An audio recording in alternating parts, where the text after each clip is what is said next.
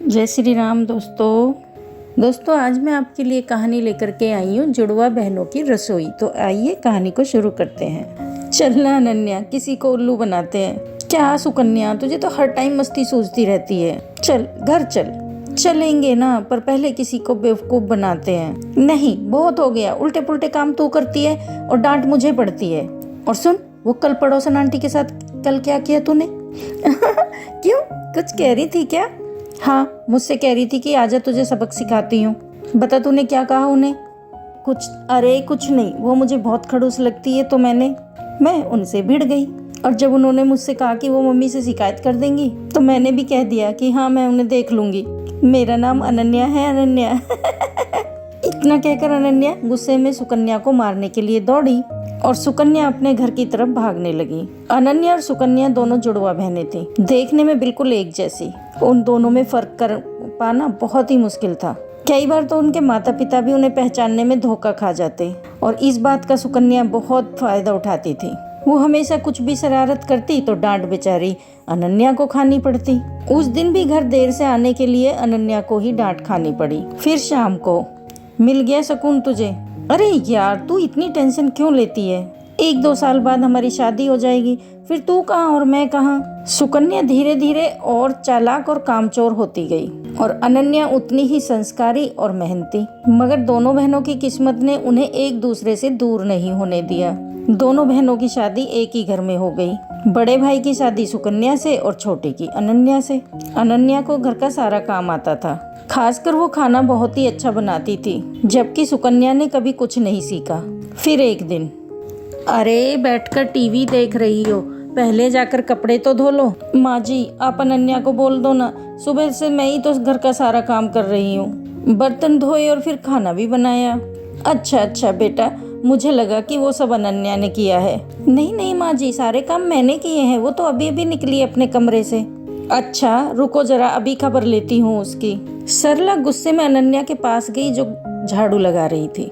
दिन भर बस टीवी या फिर आराम, अब ये कोई टाइम है झाड़ू लगाने का? पर माँ जी, चुप हो जाओ। एक उसे देखो, अपनी बहन को, कितना काम करती है बेचारी। अपनी सास की बात सुनकर अनन्या समझ गई कि उसकी बहन सुकन्या ने उसकी सास को भी बेवकूफ बना दिया है। वो अपनी सास से कुछ नहीं बोली और चुपचाप झाड़ू लगाती रही। बेचारी अनन्या सुबह से घर के सारे काम करती, लेकिन फिर भी उसे ही सास की डांट खानी पड़ती। फिर एक दिन, अरे बहू चल मेरे साथ रसोई में, आज मिलकर खाना बनाते हैं। ठीक है माँ जी, आप चलो, मैं आती हूँ। सरला रसोई की तरफ चली गई और सुकन्या सीधी अनन्या के कमरे में। अरे अनन्या, वो तुझे माँ जी बुला रही हैं खाना बनाने के लिए। अच्छा, बस अभी जाती हूँ। सुकन्या ने फिर एक बार अनन्या को बुद्धू बना दिया और बेचारी अनन्या को पता ही नहीं था कि उसकी सास ने बल्कि उसे नहीं बल्कि सुकन्या को बुलाया था।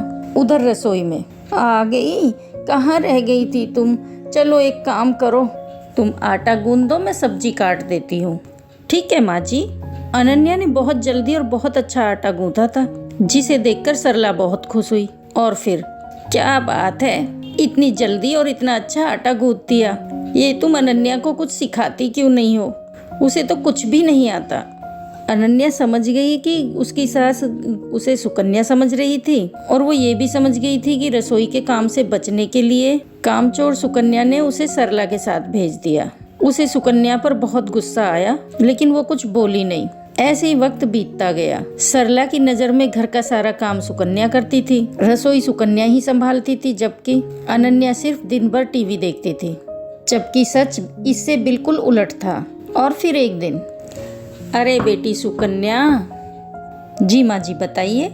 उस दिन जो तुमने हलवा बनाया था, है ना, वो बादाम वाला, मेरा खाने का बहुत मन हो रहा है, मेरे लिए बना दो ना। इसमें कौन बड़ी बात है, लो आप टीवी देखो, मैं भी लाती हूँ बना के।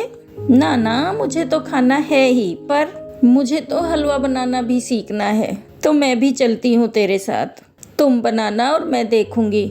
आप बैठिए ना माँ जी। अरे चलो ना, साथ में बनाते हैं। सरला जिद पर अड़ गई थी और उधर सुकन्या की हालत खराब हो रही थी, क्योंकि उसने आज तक कुछ बढ़िया नहीं बनाया था, जबकि उसकी सास सरला को लगता था कि सुकन्या ने पूरी रसोई संभाल रखी है। लेकिन सुकन्या इतनी जल्दी हार कैसे मान लेती? उसने फौरन दिमाग दौड़ाया। माँ जी, मैं तैयारी करती हूँ, तब तक आप बादाम ले आइए। अरे मुझे अपने कमरे में जाना पड़ेगा, बादाम का डिब्बा वहीं रखा है। चलो मैं लेकर आती हूँ। जैसे ही सरला अपने कमरे की तरफ गई, तभी रसोई में अनन्या आ गई। उसने बिल्कुल सुकन्या जैसी ही साड़ी पहन रखी थी। तू जा, मैं देख लूंगी। पक्का ना? हाँ हाँ, मुझे पता है कि तुझे कितना हलवा बनाना आता है। जल्दी कर वरना माँ जी आ जाएंगे। अनन्या नहीं चाहती थी कि उसकी बहन को डांट पड़े, इसलिए वो सुकन्या बनकर रसोई में काम करने लगी। उसने अपनी सास को सुकन्या बनकर ही हलवा बनाना सिखाया। हलवा बहुत ही स्वादिष्ट बना था। सरला सुकन्या से बहुत खुश थी क्योंकि वो तो अनन्या को सुकन्या ही समझ रही थी। फिर जाते जाते सरला ने अनन्या से कहा, बेटी सुकन्या, तुम ना अपनी बहन को भी समझाओ। मुझे तो उसे देखते ही गुस्सा आ जाता है। बताओ, तुम दोनों एक ही माँ की कोख से जन्मी हो, लेकिन तुम में और उसमें कितना अंतर है। सरला की बात सुनकर अनन्या को बहुत दुख हुआ। वो अपनी सास से सब सच कहना चाहती थी, लेकिन फिर अपनी बहन के बारे में सोचकर चुप रह गई। अगली सुबह सुकन्या जैसे ही उठकर रसोई की तरफ आई तो उसकी सास सरला ने उसका हाथ पकड़ लिया। ये क्या कर रही है माँ जी? आज तुझे नहीं छोड़ूंगी।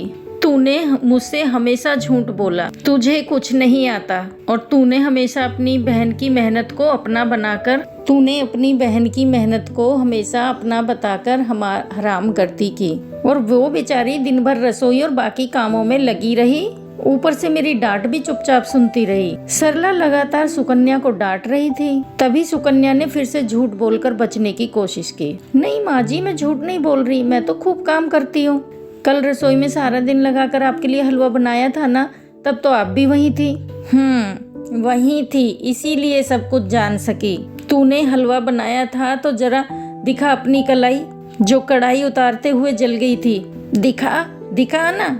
अब सुकन्या अपने हाथ पीछे किए बिल्कुल चुप खड़ी थी, क्योंकि उसकी चोरी पकड़ी गई थी। इसके बाद सरला फौरन दूसरे कमरे में गई, जहां अनन्या अपनी जली हुई कलाई के साथ खड़ी थी। सरला ने उसके सिर पर हाथ फिराया और प्यार से बोली, मुझे माफ कर दो बेटी, लेकिन तुम भी मुझसे वादा करो कि इस घाव के ठीक हो जाने के बाद भी तुम और कोई दर्द नहीं झेलोगी, अपनी उस कामचोर बहन की खातिर।